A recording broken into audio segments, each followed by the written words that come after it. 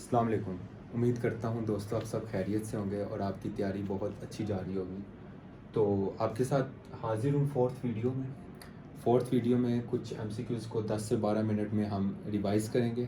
Topic کو میں explore کروں گا تو آپ ان کو لازمی سنیں، اور کوئی آپ کو ڈیٹیل وغیرہ چاہیے تو آپ کمنٹ کریں، کوئی مجھے کریکشن کرنی ہے تو آپ کمنٹ کریں. تو کچھ پاکستان افیئرس پہ بات ہو جائیں. فرائضی مومنٹ پہ میں بات کرنا چاہ رہا ہوں. فرائضی مومنٹ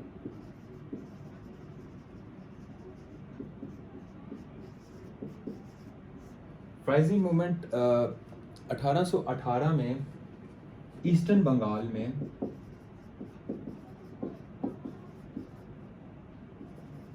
میں ایک شخص تھے حاجی شریعت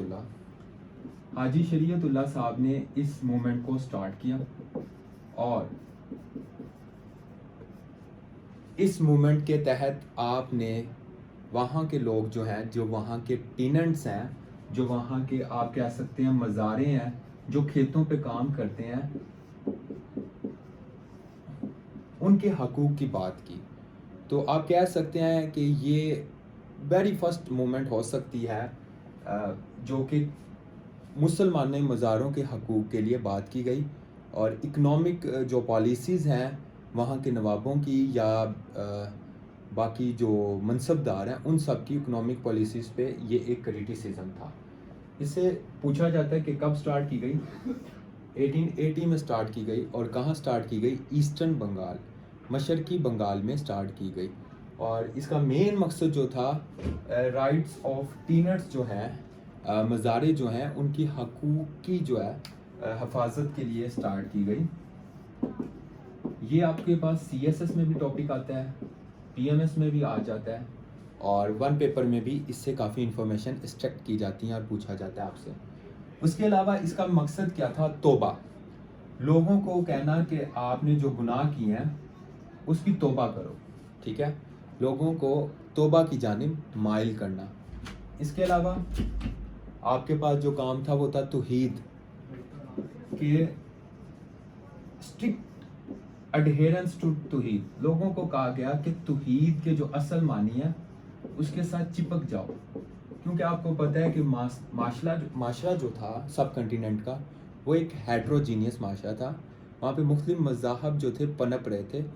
تو ملاپ آپس میں جب مختلف مذاہب کا ہو رہا تھا تو بہت سی جو غیر اسلامی اور غیر شرعی چیزیں تھیں وہ اس مسلمانوں میں پینیٹریٹ ہو گئی تھیں. تو کہا گیا کہ توحید کے جو اصل معنی ہے اس کو سمجھو. اور نیکسٹ، ریلنکوشنگ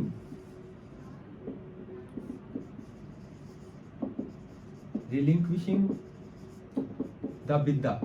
یہ جو بدعت ہے اس کے بارے میں کہا گیا کہ بدعت جو ہے اسے ختم کیا جائے. جیسے میں نے آپ کو بتایا مختلف غیر اسلامی اور غیر مذہبی جو رسومات ہیں وہ مسلمانوں میں پینیٹریٹ ہو گئی تھیں. تو کہا گیا کہ آپ اس کو جو ہے اس سے الگ ہوں.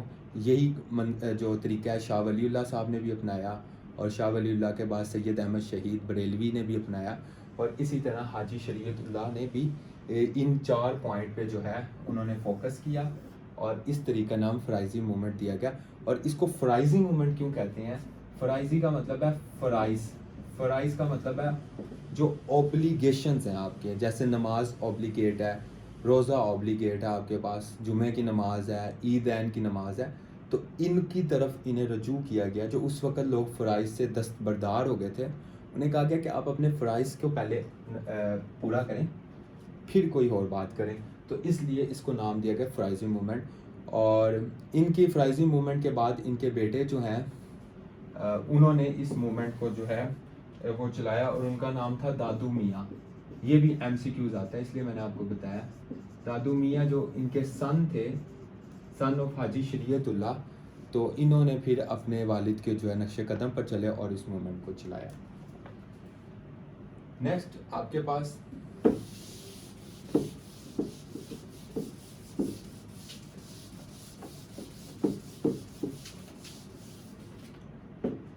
پاس ہے اسلامیہ سے ریلیٹڈ بیعت رضوان پہ ٹاپک ہے.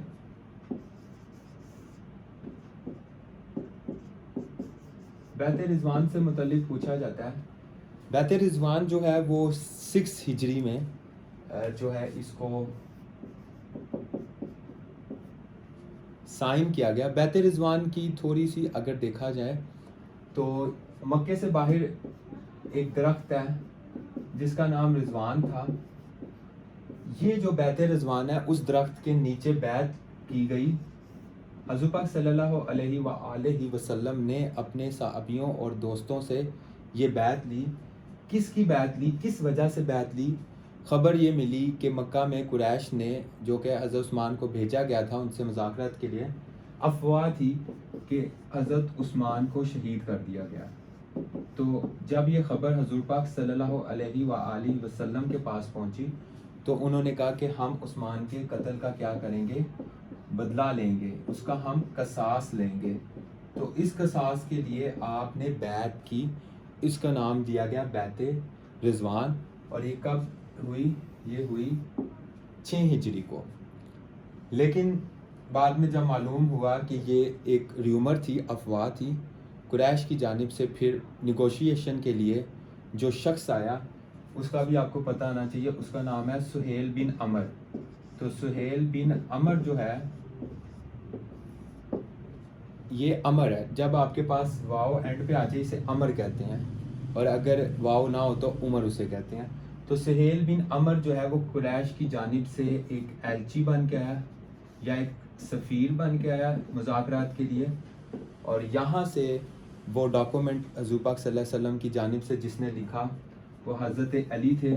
حضرت علی نے اس ڈاکومنٹ کو تحلیل کیا, اس ڈاکومنٹ کو تحریر کیا, اور پھر اس ڈاکومنٹ کو جو تحریر کیا گیا اس کو نام دیا گیا صلح حدیبیہ کا.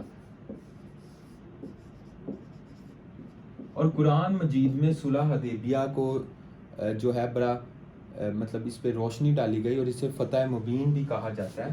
اور یہ جو ہے کب کیا گیا فتح مبین, اسے قرآن میں کہا گیا ہے بہت بڑی فتح کہا گیا. یہ 6 ہجری میں, جیسا کہ میں نے آپ کو بتایا 6 ہجری میں یہ سائن ہوا. اور کس نے سائن کیا؟ حضرت علی نے سائن کیا. اور وہاں سے کون آیا؟ وہاں سے سہیل بن عمر آیا قریش کی, جس نے نمائندگی کی. اور پھر آنے والی ویڈیو میں آپ کو صلح حدیبیہ پہ مزید ڈسکشن کروں گا, وہ ایک پورا ٹاپک ہے. تو اگر کوئی آپ کو اس میں لگتا ہے میں نے کوئی کریکشن کی ضرورت ہے تو کائنڈلی آپ کمنٹ کریں. آپ کو میرے ہینڈ ریٹن نوٹس چاہیے آپ پھر بھی کمنٹ کریں, یا واٹس ایپ مجھے کریں, آپ کو ہینڈ ریٹن نوٹس مل جائیں گے. Thank you so much.